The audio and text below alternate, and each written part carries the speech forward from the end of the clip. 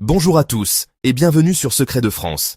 Il existe des récits qui transcendent le simple cours de l'histoire pour devenir des mythes, des légendes murmurées de génération en génération. Ces histoires nous parlent de gloire, de tragédie et de la quête éternelle de richesses perdues. Aujourd'hui, nous ouvrons les pages d'un de ces chapitres, peut-être le plus énigmatique et le plus convoité de l'histoire de France. C'est une épopée qui mêle l'ambition démesurée d'un empereur, la défaite la plus cuisante de son règne, et la promesse d'une fortune si colossale qu'elle défie l'imagination. Une fortune qui, depuis plus de 2 siècles, alimente les fantasmes des aventuriers et les recherches des historiens. Pour comprendre, il faut remonter le temps. Nous sommes en 1812. Napoléon Bonaparte, maître de l'Europe, est au sommet de sa puissance. Obsédé par l'idée de soumettre le tsar Alexandre Ier, il lance la plus grande armée européenne jamais rassemblée à la conquête de la Russie. Plus de 600 000 hommes venus de 20 nations franchissent le fleuve Niémen, confiant en une victoire rapide et décisive. Mais ce qui les attend n'est pas une bataille rangée, mais un ennemi bien plus redoutable, l'immensité. L'immensité des steppes russes, la tactique de la terre brûlée qui ne laisse rien derrière elle, et enfin, le général Hiver, un froid d'une férocité légendaire qui va transformer cette campagne en l'un des plus grands désastres militaires de tous les temps. C'est au cœur de cette débâcle, lors de la retraite apocalyptique de Moscou, qu'est née la légende qui nous fascine encore aujourd'hui. Le mystère du trésor perdu de Napoléon, la fortune colossale de sa grande armée, volatilisée quelque part dans les neiges de Russie. Mais de quoi parle-t-on exactement quand on évoque ce trésor? Il ne s'agit pas d'un simple butin de guerre, de quelques coffres saisis au hasard. C'est bien plus que cela. C'est le symbole matériel de la conquête de Moscou. Imaginez des centaines de chariots, une caravane de richesses s'étirant sur des kilomètres, chargée à ras-bord. Des tonnes d'or et d'argent sous forme de lingots, de pièces de monnaie anciennes, de vaisselles précieuses. Des bijoux par milliers, arrachés au palais des nobles russes qui avaient fui la ville. C'était, dans l'esprit de l'empereur, la récompense due à ses soldats et la preuve tangible de sa victoire sur le tsar. Le cœur de ce butin provenait du pillage méthodique du Kremlin, le centre sacré et politique de Moscou. Pensez aux trésors qui y étaient accumulés depuis des siècles, des icônes orthodoxes inestimables, ornées de saphirs, de rubis et d'émeraudes, des chandeliers monumentaux en or et en argent, et surtout, la pièce maîtresse, la légendaire croix en or massif du clocher d'Ivan le Grand. Haute de plusieurs mètres, elle était un symbole de la foi orthodoxe et de l'âme russe. Napoléon tenait absolument à la ramener à Paris pour la faire fondre et l'installer au sommet du dôme des Invalides. À ce trésor religieux s'ajoutèrent des armures de cérémonie des anciens tsars, des œuvres d'art uniques et même des canons anciens, fondus sur place pour en récupérer le bronze. Une fortune si prodigieuse qu'elle aurait pu financer des royaumes entiers. Un trésor dont la valeur, aujourd'hui, se chiffrerait en milliards d'euros. Pourtant, cette fortune n'est jamais arrivée à destination. Elle s'est évanouie. Quelque part, sur les 1000 kilomètres de la route du retour, entre les harcèlements incessants des Cosaques et les températures polaires qui gelèrent les hommes sur place, le trésor est devenu un fardeau mortel. Les chevaux, affamés, mouraient par milliers, rendant impossible l'attraction des lourds chariots. La discipline s'est effondrée. Le convoi du trésor a-t-il été sacrifié, jeté dans un lac gelé, pour ne pas tomber aux mains de l'ennemi? A-t-il été enterré à la hâte dans une forêt anonyme, son emplacement connu de quelques officiers qui n'ont jamais survécu pour en parler? Ou bien, théorie plus prosaïque, mais tout aussi plausible, a-t-il été fragmenté, pillé pièce par pièce par des soldats affamés et désespérés, qui auraient préféré troquer un diamant contre un morceau de pain? Le passage de la Bérésina, notamment, fut un moment de chaos absolu, où la survie primait sur tout le reste. La Bérésina. Ce nom résonne encore aujourd'hui comme le synonyme d'un désastre. Mais que s'est-il passé exactement? Fin novembre 1812, ce qui reste de la Grande Armée, harcelée par les armées russes qui convergent pour l'anéantir, se retrouve piégée devant cette rivière glacée de l'actuelle Biélorussie. C'est là que le génie du général Eblé et de ses pontonniers va accomplir un miracle. Dans l'eau glaciale, sous le feu ennemi, ils construisent 2 ponts de fortune qui permettront à Napoléon et au noyau de son armée de s'échapper. Mais pour des dizaines de milliers d'hommes, de femmes et d'enfants qui suivirent le convoi, ce fut un piège mortel. C'est de cette tragédie qu'est née l'expression française « c'est la Bérésina », pour décrire une déroute, un fiasco total. Les questions sont aussi nombreuses que les théories sont fascinantes, et c'est pourquoi, dans cette vidéo, nous lançons l'enquête. Nous allons remonter le fil de cette histoire, en commençant par le contexte précis de la campagne de Russie et la nature exacte du butin. Ce sera notre fil rouge. Nous allons analyser méticuleusement les témoignages des survivants, comme le célèbre mémoire du comte de Ségur, aide de camp de Napoléon, pour y déceler des indices, des noms de lieux, des ordres secrets. Nous explorerons les rumeurs et les légendes qui ont fleuri depuis 2 siècles, en tentant de séparer les faits avérés de la fiction romanesque. Et nous vous raconterons les histoires incroyables des expéditions de recherche, des aventuriers du 19e siècle, armés de cartes énigmatiques, aux chasseurs de trésors modernes, équipés de technologies de pointe, qui ont tous bravé le climat et les difficultés pour tenter de retrouver la fortune de l'empereur. Alors, installez-vous confortablement. Laissez-vous porter par le souffle glacial de l'hiver russe et le fracas des canons. Préparez-vous à embarquer pour un voyage incroyable à travers l'histoire, la géographie et l'obsession humaine pour les trésors perdus. Ce n'est pas seulement une quête d'or et de bijoux, c'est une quête de vérité. Une tentative de reconstituer un puzzle historique majeur. Nous allons ensemble mener l'enquête, pièce par pièce, indice par indice, pour tenter de résoudre l'une des plus grandes énigmes de l'histoire de France. Pour être certain de ne manquer aucune étape de cette aventure palpitante, et pour nous aider à produire d'autres enquêtes comme celle-ci, n'hésitez pas à vous abonner dès maintenant et à activer la cloche des notifications. Chaque abonnement, chaque like sur cette première vidéo est un encouragement précieux. Votre soutien est notre plus grande motivation. Et pour commencer l'enquête ensemble, dites-nous en commentaire. Quelle est, selon vous, la théorie la plus plausible sur la disparition de ce trésor? A-t-il été englouti par les eaux glacées d'un lac, ou repose-t-il encore, fragmenté, sous quelques centimètres de terre biélorusse? Nous sommes impatients de lire vos avis et de commencer cette exploration avec vous. Imaginez un trésor si vaste qu'il pourrait réécrire l'histoire.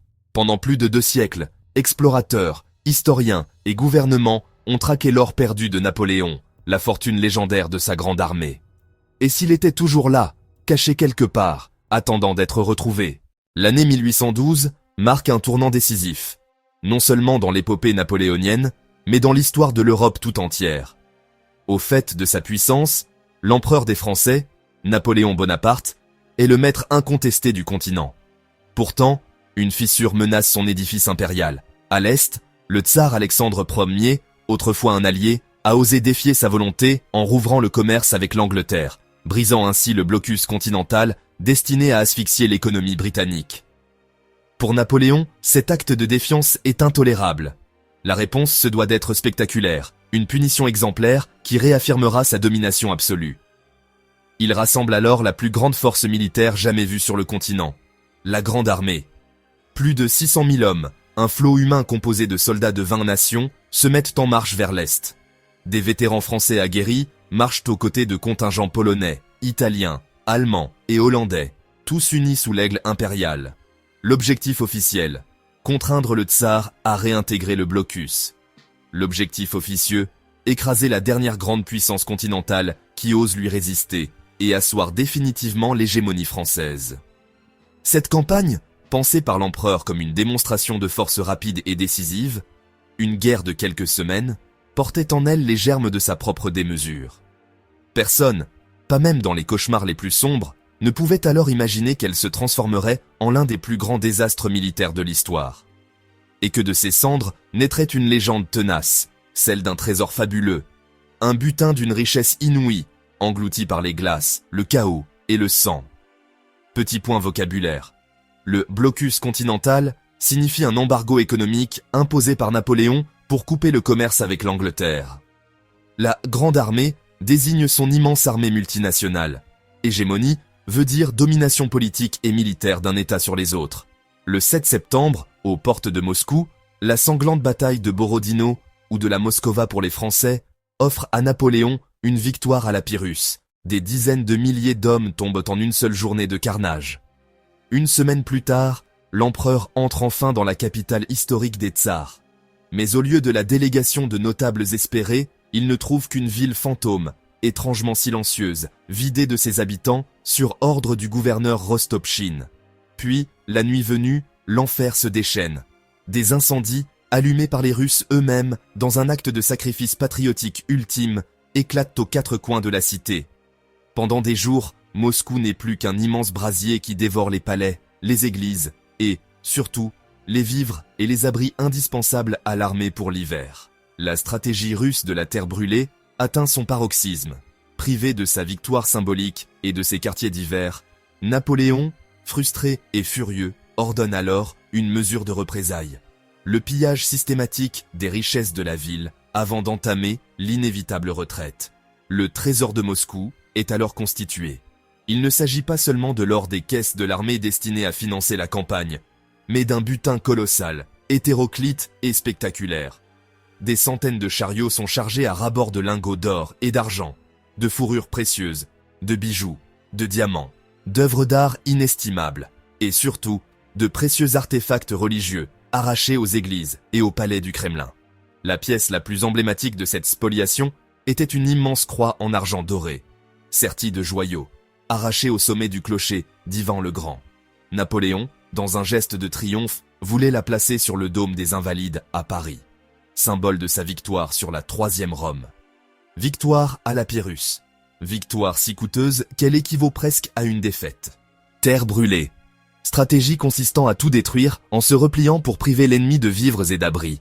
Troisième Rome, surnom traditionnel de Moscou dans la culture russe. Mais le 19 octobre 1812, la retraite commence et le rêve de gloire se mue en un long et terrible cauchemar. L'hiver russe, d'une précocité et d'une brutalité inouïe cette année-là, s'abat sur les colonnes françaises déjà affaiblies. Le général Hiver, comme on le surnommera, devient l'ennemi le plus implacable, le plus cruel. Le froid polaire paralyse les hommes et les bêtes. La neige incessante recouvre les routes, effaçant tout repère, et la boue gelée, la Rasputitsa, transforme chaque pas en une épreuve de force. Le précieux butin, qui devait symboliser la victoire éclatante de l'empereur, devient un fardeau mortel. Les chariots surchargés, tirés par des chevaux mal ferrés et sous-alimentés, glissent sur la glace, ralentissent à la marche, s'enlisent, se brisent. Les bêtes, à bout de force, s'effondrent par milliers et sont aussitôt dépecées pour nourrir des soldats décharnés, hantés par la faim. La retraite catastrophique, harcelée sans relâche par les partisans et les cosaques qui surgissent de la forêt comme des spectres, voit disparaître une partie considérable de ce trésor. Chaque jour, des chariots sont abandonnés, leur contenu pillé non pas par l'ennemi, mais par les propres camarades des convoyeurs, pour qui une miche de pain vaut désormais plus que tout l'or du Kremlin. Rasputitsa, saison de boue puis de glace qui bloquent routes et chariots, partisans, combattants irréguliers locaux qui harcèlent l'armée, cosaques, cavaliers russes célèbres pour leurs raids rapides.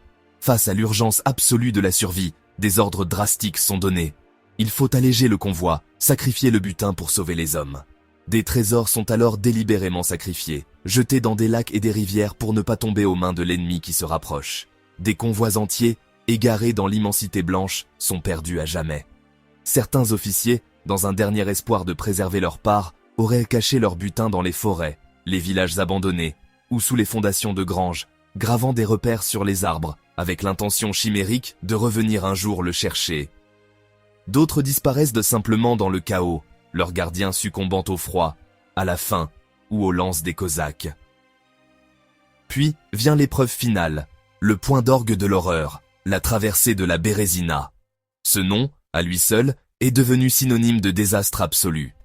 Fin novembre 1812, ce qui reste de la Grande Armée se retrouve piégé devant cette rivière de l'actuelle Biélorussie. Les armées russes de Wittgenstein et Tchitchagov convergent pour anéantir les Français. Dans un acte d'héroïsme et de génie militaire, les pontonniers du général Eblé, travaillant avec de l'eau jusqu'à la poitrine dans un froid glacial, construisent 2 ponts de fortune près du village de Studianka. Mais le passage se fait dans la panique et le chaos. Des milliers d'hommes, de femmes, d'enfants et des chariots entiers, y compris ceux transportant une partie du trésor, sombrent dans les eaux glaciales sous le feu de l'artillerie russe. C'est un fiasco si total, un traumatisme si profond, que l'expression « c'est la Bérésina » est entrée dans la langue française pour décrire une déroute complète. Le trésor de Napoléon se fragmente, se disperse et s'évapore dans la neige, la glace et la légende, laissant derrière lui un mystère qui fascine encore aujourd'hui. Pontonniers, soldats ingénieurs qui construisent des ponts. Bérésina, rivière près de Studianka, devenue synonyme de désastre après la traversée sous le feu ennemi. Déroute, fuite désorganisée d'une armée battue. Dès le XIXe siècle, l'écho de ce trésor perdu résonne à travers l'Europe, attirant une cohorte hétéroclite d'aventuriers. Chasseurs de trésors, Historiens amateurs et descendants de soldats de la Grande Armée, tous animés par la même fièvre de l'or, se lancent dans une quête effrénée. Cette obsession transcende les classes sociales, des aristocrates ruinés, espérant restaurer leur fortune aux simples paysans russes, murmurant des légendes locales autour du feu, tous rêvent de la fortune de l'empereur. Armés de cartes rudimentaires, souvent basées sur des rumeurs ou des témoignages de seconde main, ils parcourent les vastes plaines et les forêts denses de Russie et de Biélorussie. Leurs méthodes sont primitives, reposant davantage sur l'intuition et la chance que sur une véritable méthodologie archéologique. Ils creusent au pied d'arbres centenaires, sondent le fond des lacs gelés et explorent des grottes oubliées, affrontant des hivers impitoyables et la méfiance des populations locales, qui voient d'un mauvais œil ces étrangers fouillant leurs terres. Chaque bruissement de feuilles, chaque reflet dans l'eau est interprété comme un signe, alimentant un espoir aussi tenace que le froid mordant de la steppe. Les récits de ces premières expéditions sont un mélange fascinant de succès éphémères et d'échecs cuisants. Certains affirment avoir retrouvé des pièces d'or à l'effigie de Napoléon ou des fragments de documents portant le sceau impérial, mais ces trouvailles restent souvent isolées, impossibles à vérifier. Sont-elles les véritables miettes du trésor ou de simples coïncidences? Pour chaque rumeur de découverte, des dizaines d'histoires racontent des pistes qui ne mènent nulle part. Des cartes mystérieuses, ornées de symboles ésotériques et de coordonnées indéchiffrables, circulent sous le manteau, vendues à prix d'or aux plus crédules. La plupart se révèlent être des faux grossiers conçus pour abuser les chercheurs de trésors. D'autres indices, comme des formations rocheuses inhabituelles ou des arbres marqués, sont interprétés comme des repères, mais ne conduisent qu'à de nouvelles impasses, alimentant la frustration et le mystère. Une anecdote persistante parle d'un certain comte polonais, Orlowski, qui aurait consacré sa vie et sa fortune à suivre une carte achetée à un vétéran mourant. Après 20 ans de recherches infructueuses, il aurait fini ruiné, découvrant que son précieux document n'était qu'une copie d'une carte de drainage agricole. Parallèlement à ces recherches sur le terrain, des historiens plus méthodiques se plongent dans les archives nationales. Leur enquête révèle une réalité troublante.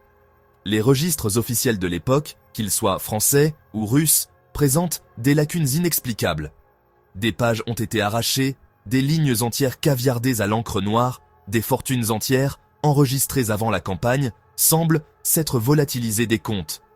Ces manipulations suggèrent une volonté délibérée d'effacer toute trace de ces richesses, soit pour protéger un secret d'État, soit pour couvrir un détournement massif. Qui avait intérêt à faire disparaître ces informations? S'agissait-il d'un ordre direct de l'empereur pour brouiller les pistes, ou de l'œuvre de fonctionnaires corrompus profitant du chaos de la guerre? Les archives russes sont tout aussi énigmatiques. Des rapports de patrouilles cosaques mentionnant l'interception de convois suspects sont classifiés ou se terminent abruptement. Des inventaires de butins de guerre semblent incomplets, comme si une partie des prises avait été détournée avant même d'être officiellement enregistrée. Cette dissimulation concertée, des deux côtés du conflit, transforme la quête du trésor en une véritable enquête sur une conspiration. Le mystère n'est plus seulement de savoir où se trouve l'or, mais aussi qui a tout fait pour qu'on ne le retrouve jamais. Ces questions sans réponse ajoutent une couche de conspiration à l'énigme déjà dense du trésor de Moscou. Avec le temps, des légendes apparaissent. Certains disent que l'or a été dispersé pour financer de nouvelles campagnes militaires. D'autres qu'il aurait disparu à jamais, mêlé aux intrigues européennes. Chaque expédition rapporte des anecdotes fascinantes, des tunnels secrets, des villages abandonnés, des coffres jamais ouverts et des trésors oubliés. Cet or perdu ne symbolise pas seulement la richesse matérielle, il représente les ambitions de Napoléon, la puissance de la Grande Armée et les erreurs humaines qui ont changé l'histoire. Aujourd'hui encore, chercheurs et passionnés continuent de creuser, animés par la curiosité et l'espoir de découvrir un morceau de ce passé légendaire. Alors, que feriez-vous si vous trouviez ce fameux trésor? Comment imagineriez-vous sa valeur aujourd'hui? Si cette histoire vous a captivé, likez, abonnez-vous et laissez votre avis en commentaire. Et restez avec nous pour découvrir d'autres mystères historiques incroyables.